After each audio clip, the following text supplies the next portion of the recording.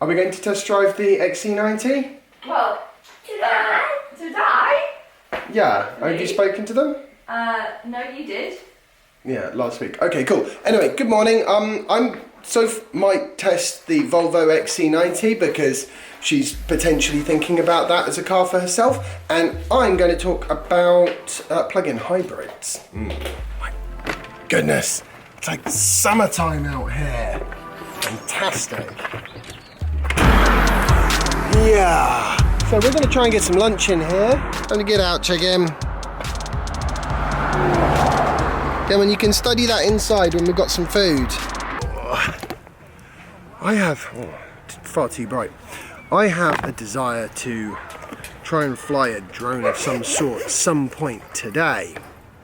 The only slight problem with that is I haven't planned to do it at all, and I don't know if I'm going to have the time, and also this thing is not charged, not even nearly charged. In fact, it's not been used for about 6 months.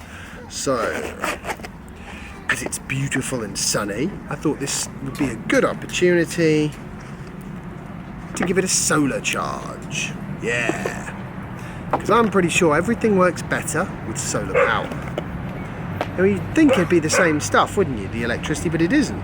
I swear, it really is different and altogether better. I haven't used this thing for ages. It's, what is it? It is a PowerMonkey Extreme, which I actually think is really quite a good device. It's got it when buying these sort of mobile charging things, it can be tricky to get something with the right capacity versus the right size solar panel. And also something that I find critically important is the ability to charge the main battery whilst also then charging something else, a kind of daisy chaining thing. Otherwise, most of the time it's a question of, well, do I charge the thing that needs charging, or do I put power in with the solar panel that will take like hours before it even registers and it becomes a it's not the way to do it. And it's charging up nicely. Fantastic. Cable for that thing. Yeah, that'll do.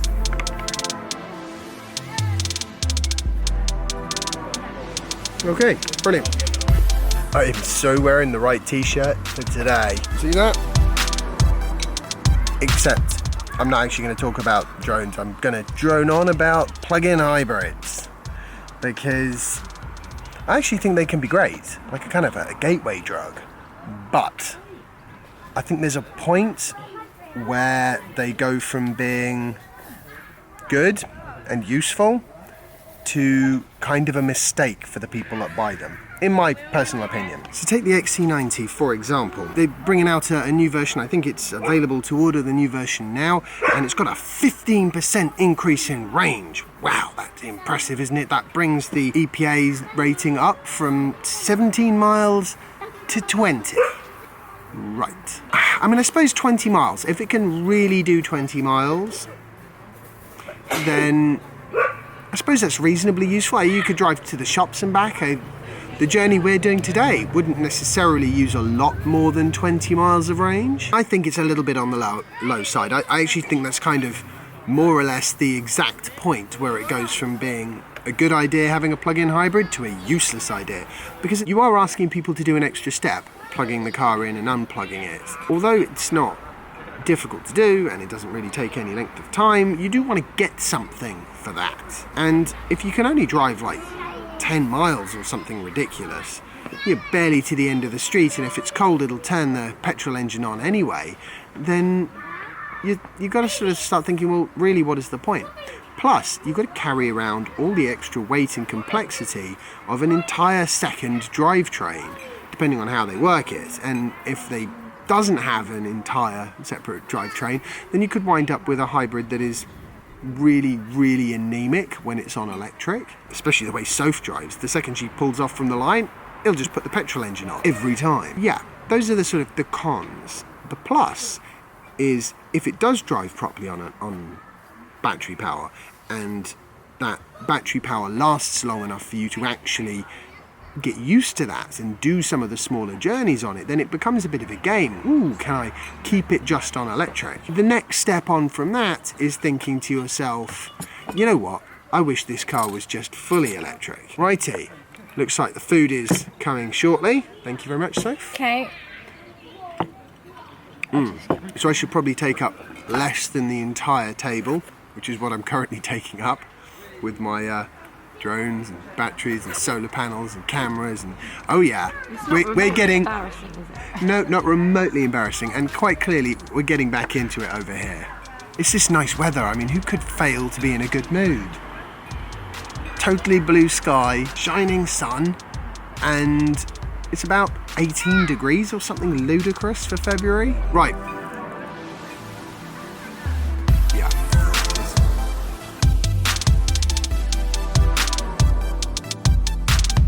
That was fun. Thought we were going to be going to the skate park, but we're actually not now because it's got a bit late. We just all had too much fun in the pub. Yeah. Okay, so not quite the flying location I had in mind, but I'd fully charged the battery and I don't want to leave it fully charged. And the day's almost over, so yeah, that's what we're doing now. Woo.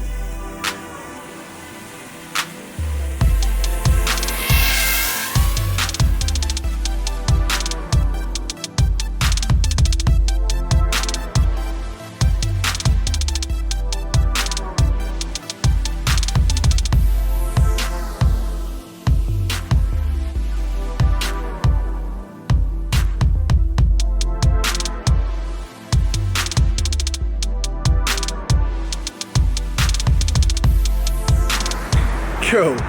I do love flying that little drone.